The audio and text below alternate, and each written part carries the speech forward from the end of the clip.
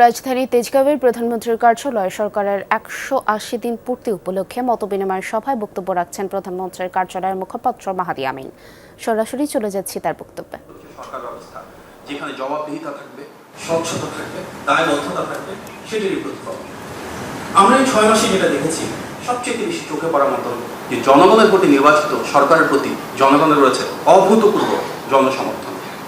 কারণ ২০১৪ সালের বিনা ভোটে নির্বাচন, ১৮ সালের নিশিরাতে নির্বাচন এবং ২৪ সালের দামি ভোটে নির্বাচন পেরিয়ে এই প্রথমবারের মতনই জনগণ নিজেদের পছন্দের প্রার্থীকে, নিজেদের পছন্দের দলকে ভোট দিতে পেরেছে।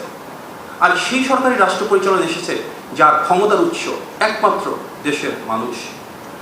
জনগণের আর বর্তমানে রাষ্ট্র পরিচালনা থাকা দল বিএনপির একটি আবেগ, অনুভূতি এবং আকাঙ্ক্ষার যে সম্পর্ক রয়েছে, আমরা সেটা দেখেছি আমাদের বর্তমান মাননীয় প্রধানমন্ত্রী জনাব তারেক রহমানের ঐতিহাসিক স্বদেশ প্রত্যাবর্তনে, যখন জনগণের ঢল নেমেছিল।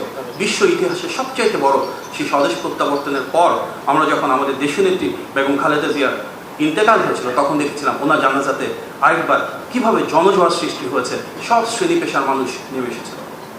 এই দলটির প্রতি, নেতৃত্বের প্রতি, আজকে যারা সরকারের দায়িত্বে রয়েছেন তাদের প্রতি জনগণের এই অফুরান ভালোবাসা আমরা দেখেছি নির্বাচনী প্রচারণায়ও, যেখানে মাননীয় প্রধানমন্ত্রী যেখানে গিয়েছিলেন দেশ জুড়ে সেখানে জনস্রোত নেমে এসেছিল। গত ৬ মাসের অজস্র জনসম্পৃক্ত কর্মসূচিতে মাননীয় প্রধানমন্ত্রী দেশ জুড়ে যেখানে গিয়েছেন ঠিক একইভাবে জনগণের ঢল নেমে এসেছে।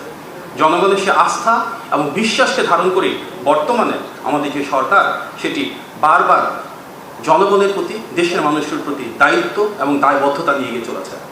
সরকারের এই ৬ মাসে সবচেয়ে যেটা ডিফারেন্ট একটা বিষয় চোখে পড়ার মতো, সেটা হচ্ছে নির্বাচনী ইশতেহারকে ধারণ করে সেখানকার প্রতিটি প্রতিশ্রুতি বাস্তবায়নের জন্য অবিরত কাজ করে চলেছে। আমরা দেখেছি এই ৬ মাসে সুদৃঢ় গণতান্ত্রিক মূল্যবোধ কিভাবে সরকারের প্রতিটি কার্যক্রমে অনুরণিত হয়েছে।